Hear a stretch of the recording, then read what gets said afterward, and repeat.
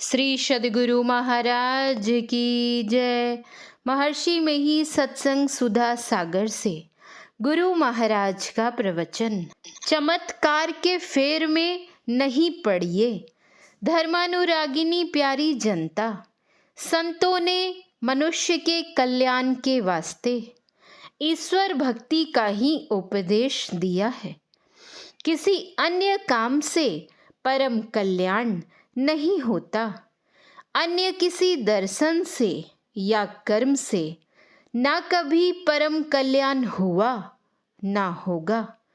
ईश्वर भक्ति में ईश्वर स्वरूप का निर्णय जानो। इंद्रियों से जो जानते हो वह माया है। ईश्वर सबके साथ रहते ही हैं और ईश्वर को प्राप्त करने के लिए दो अवलंब भी सबके अंदर हैं। वह है अंतर ज्योति और अंतर्नाद। संसार में ज्योति नहीं तो कोई काम नहीं हो। ज्योति है गर्मी, गर्मी निकल जाए तो कोई जीवित नहीं रह सकता। एक बच्चा कोई जन्म लेता है, यदि वह बच्चा रोता नहीं है तो कहते हैं कि मुर्दा है। जन्मते ही बच्चा रोता है तो कहते हैं कि जीवित है।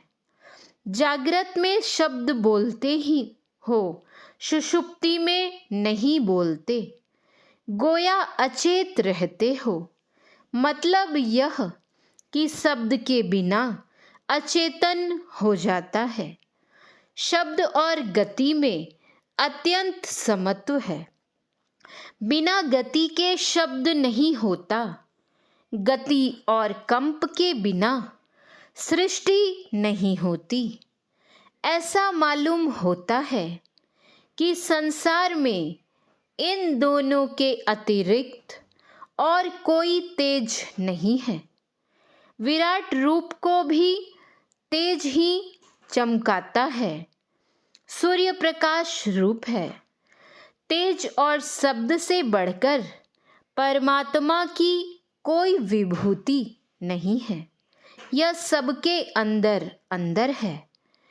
जो कोई परमात्मा का दर्शन चाहते हैं उनको इन दोनों से ही होगा। इन दोनों के बिना किसी को ईश्वर दर्शन नहीं होता।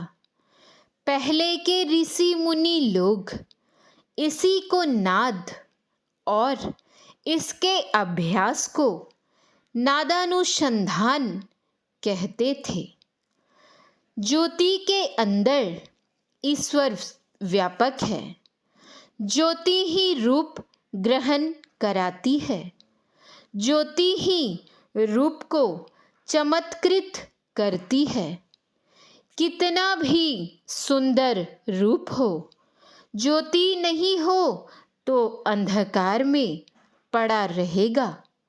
संतों ने ईश्वर प्राप्ति के लिए अंतर ज्योति और अंतर्नाद ग्रहण करने कहा है।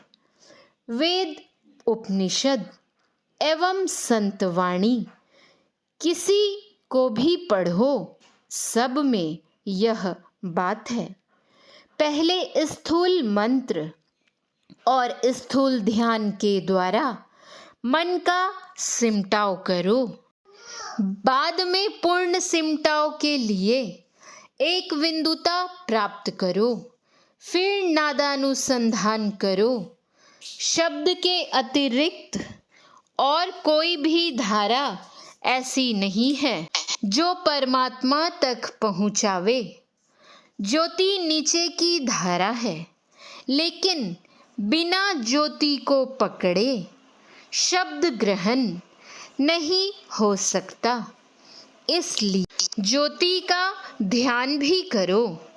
इस तरह का पवित्र काम करने के लिए पंच पापों झूठ, चोरी, नशा, हिंसा और व्यभिचार को छोड़कर रहना होगा।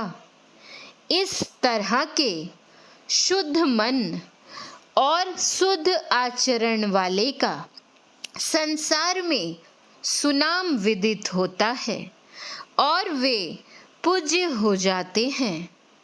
भागलपुर में एक साधु पहुंचा। उसने कहा, चमत्कार के बिना नमस्कार नहीं। मैंने पूछा, महाराज चमत्कार क्या? वे कुछ न बोले।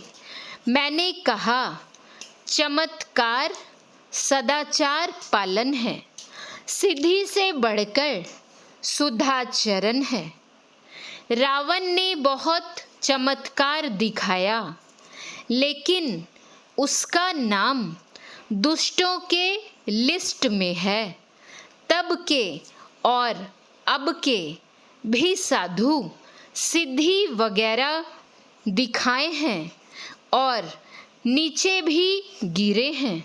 रिद्धि सिद्धि प्रेरई बहु भाई, बुद्धि लोभ दिखावई जाई।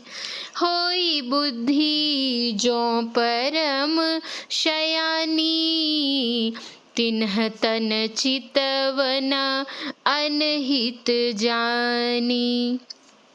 जिनका आचरण सुधरा हुआ नहीं है, वह ईश्वर का भजन नहीं करता, संसार का भजन करता है। कोई कहते हैं कि फलाना साधु चमत्कार दिखाते हैं। उस चमत्कार के फेर में नहीं पड़िए, उनका आचरण देखिए। आचरण देखकर किसी पर विश्वास कीजिए। कहे कबीर निज रहनी समारी, सदा आनंद रहे नर नारी। इसके बिना ना संसार में कोई भला रह सकता है और ना कोई मोक्ष के योग्य हो सकता है। इसको ठीक ठीक समझिए। श्री सद्गुरु महाराज की जय। यह प्रवचन मुंगेर जिलांतर्गत श्री संतमत सत्संग मंदिर घोरघट में दिनांक 25/4/1934 ईस्वी को अपराह्न कालीन सत्संग में हुआ था। श्री सद्गुरु महाराज की जय। श्री सद्गुरु महाराज की जय।